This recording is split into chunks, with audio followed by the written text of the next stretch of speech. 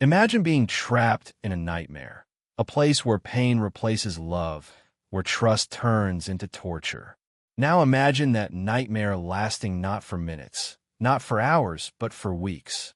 This isn't fiction. This isn't a horror movie.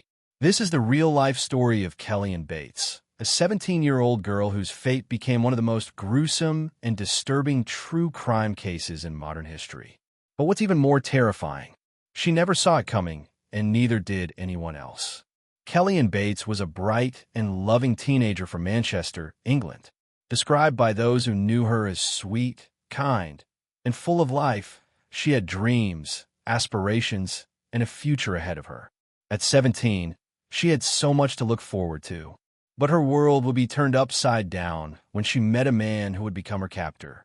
It was 1993 when Kelly met James Patterson Smith, a man more than 3 times her age. To her, he appeared charming, someone who offered companionship and, perhaps, a sense of belonging. But behind his smile, Smith was a predator with a dark and violent past. James Patterson Smith was 48 years old when he crossed paths with Kelly. On the surface, he was quiet, unassuming, but beneath that exterior, there was something far darker. Smith had a history of abuse. His previous partners described him as controlling and violent.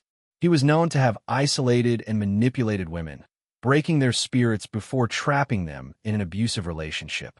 By 1995, Kelly had moved in with Smith, cutting ties with her family and friends, believing that he would give her the love and care she needed. But what she didn't realize was that Smith had already begun his twisted process of grooming, isolating her from the outside world and manipulating her mind. What started as a seemingly innocent relationship would soon turn into a terrifying nightmare. By the time Kelly had moved in with Smith, the brutality began. Smith started with psychological manipulation.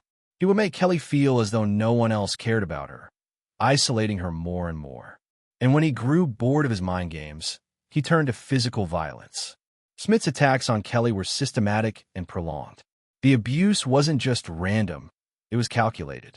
He would starve her, keep her in a weakened state, and then subject her to horrific beatings. Burns, broken bones, scalded skin. All these were just a few of the torments Kelly endured. But it didn't stop there. Smith took it to a new level of cruelty, keeping Kelly in a state of constant terror. He inflicted so much pain that it was reported that even experienced police officers were deeply disturbed by the extent of the injuries Kelly suffered. For weeks, Kelly lived in constant fear, but it all came to a tragic end on April 16, 1996. Smith's control over her was complete, and he decided to put an end to her life in the most brutal way possible. After weeks of suffering, Kelly was no longer the lively girl she once was. She was broken, physically and mentally.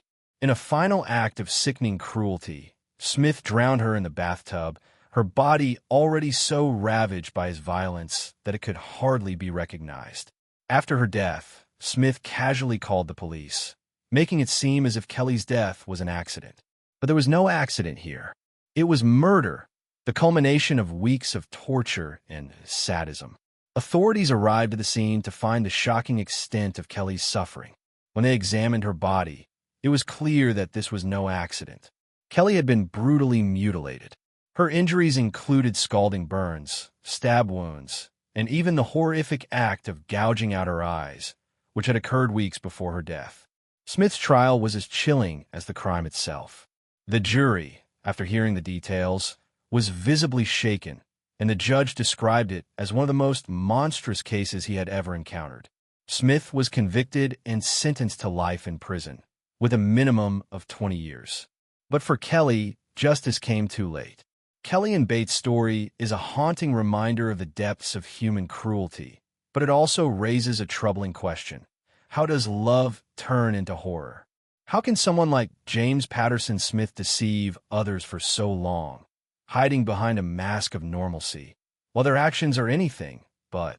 And perhaps the most unsettling thought, how many other people are suffering in silence right now, trapped in relationships that seem harmless but are actually leading them down a path of destruction? Let me know your thoughts in the comments. Do you think these cases could have been prevented? How do we recognize the signs of abuse before it's too late? Stay aware. Stay vigilant. And remember, monsters don't always hide in the dark. Sometimes they stand right beside us.